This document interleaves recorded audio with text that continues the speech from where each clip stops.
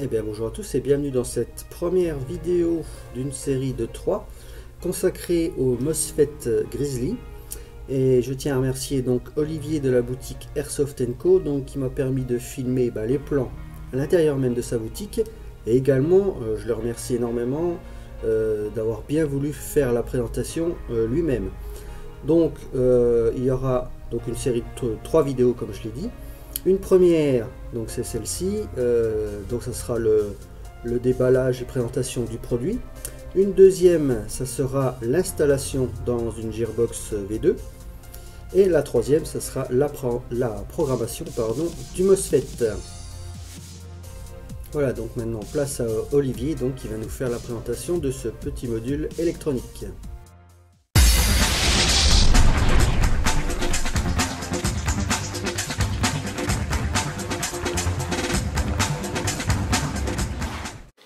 Donc les MOSFET Grizzly sont déclinés en 3 versions. Ici, on a le PSG M3 génération 2 qui lui ira dans les Gearbox V3. Ensuite, on a le PSG M2, donc destiné au Gearbox V2, qui est déjà pré-câblé pour du câblage avant. Et on a le PSG M2 pour Gearbox V2, qui est pré-câblé pour câblage arrière.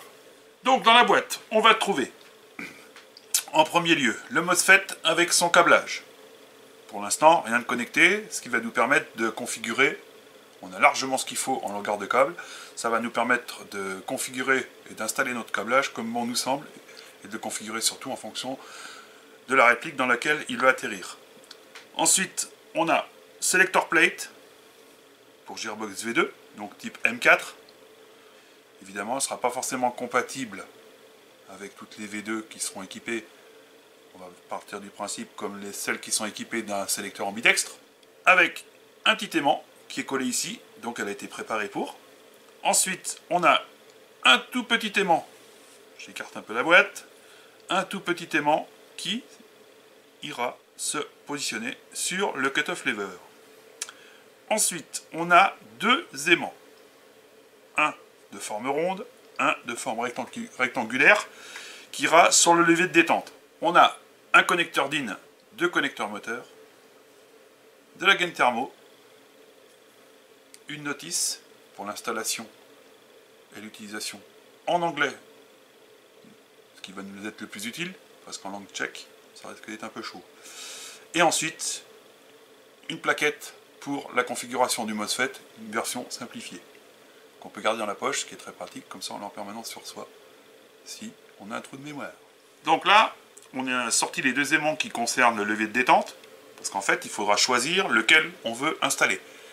Sachant que le rond, ça sera pour un fonctionnement normal, et par contre, si on veut une réactivité accrue, donc un déclenchement de détente qui soit un peu plus rapide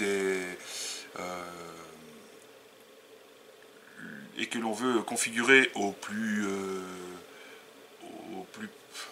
proche du point de déclenchement, on utilisera celui de forme rectangulaire. A savoir, et c'est là que ça sera important, il va falloir, si vous voulez faire une installation qui soit cohérente et correcte, prendre des, comment on appelle ça, des pinces Bruxelles, ce qu'on appelle des pinces épilées, pour parler poliment, et qui soient antistatiques, donc en matière plastique, comme ça évitera bien des soucis. Et on va pouvoir remarquer que ces aimants-là ne sont pas uniformément de la même couleur. On reverra ça plus tard. En fait, c'est simplement, ça va vous aider simplement à trouver la bonne polarité de votre aimant par rapport au capteur auquel il sera destiné. Donc là, je vais retourner celui de forme ronde et on se rendra compte que de l'autre côté, il est de couleur argentée également. Ce qui est valable également pour l'aimant du cut-off lever, car même s'il est cylindrique de couleur noire, un côté sera noir, donc une des faces du cylindre sera noire, et l'autre côté sera argenté. Et ça sera donc votre point de repère pour le positionner correctement. Bien, donc on a déballé l'unité, donc le bloc électronique, et on trouve quoi dans ce sachet? Donc on trouve un câble rouge, qui va servir d'un côté, comme indiqué, au plus de la batterie, et de l'autre côté, au plus du moteur, dans un premier temps. Ensuite, donc, on a le module.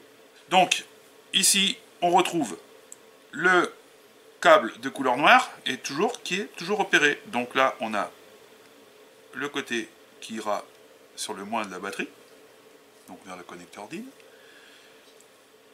Ensuite, le côté moins du moteur.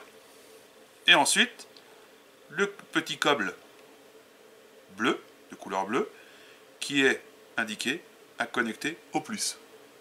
Donc, il se connectera au plus via ce qu'on appelle communément dans le domaine une réponse. Et ça, je vous l'expliquerai ultérieurement lors de l'installation dans la Gearbox. Je vous montrerai comment faire la réponse la plus propre possible, de façon à ne pas être embêté. A noter également, sur la cellule, on a deux capteurs. Le premier est ici. Alors ça, ces capteurs, que ce soit pour le lever de détente ou pour le cut-off lever, il faudra vous munir d'une paire de gants parce qu'il n'est pas conseillé du tout de les toucher avec vos petits doigts. Parce qu'en fait, il faut partir du principe qu'on est tous porteurs d'électricité statique, donc ce n'est pas conseillé.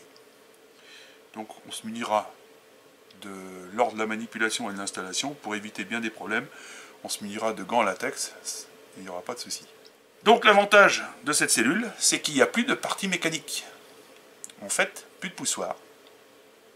Tout se fera via un aimant et un récepteur, que ce soit pour le cut-off lever ou le lever de détente. A noter également la présence de l'autre côté. Je vais essayer de rester dans le cadre d'une petite pastille d'isolant qui permettra